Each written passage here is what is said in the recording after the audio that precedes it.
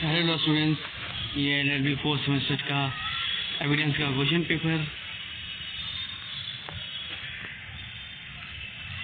इसमें मैं बता देता हूँ जी, ये एविडेंस का क्वेश्चन पेपर है। आप लोगों के लिए, रेगुलर स्टूडेंट्स के लिए नहीं है, एक्स स्टूडेंट्स के लिए और बैक स्टूडेंट्स के लिए ये क्वेश्चन पेपर है।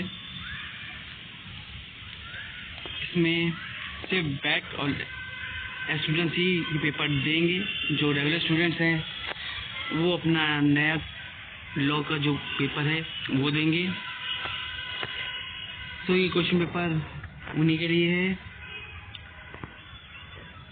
तब आते हैं सीधे क्वेश्चन पे। What do you mean by quote? What do you mean by fact? What do you mean by conclusive proof? What do you mean by fact in issue? What do you mean by experts? ये सारे questions जो short answer type हैं, इसमें सब questions आपको attend करने हैं।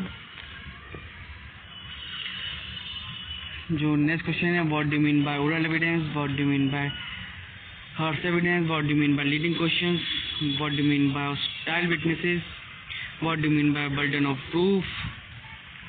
अब आते हैं सेक्शन बी पे, जो कि 15 मार्क्स के होंगे। आपको सिर्फ 2 अटेंड करने हैं। What do mean by doctoring of rest stay explain with the help of case laws. What do mean by admissions and who can make it admission. What is the difference between admission and confession. What do mean by confession, discuss in detail provisions related to the conference. What do you mean by Dine declaration with the help of case laws? इस समय जो regular students हैं उनके लिए जो next law के question है वो मैं अपने टेलीग्राम चैनल पे और व्हाट्सएप चैनल पे दोनों में प्रोवाइड कर दूंगा। आप डायरेक्टली वहाँ से भी अपने क्वेश्चंस को अटेंड कर सकते हैं।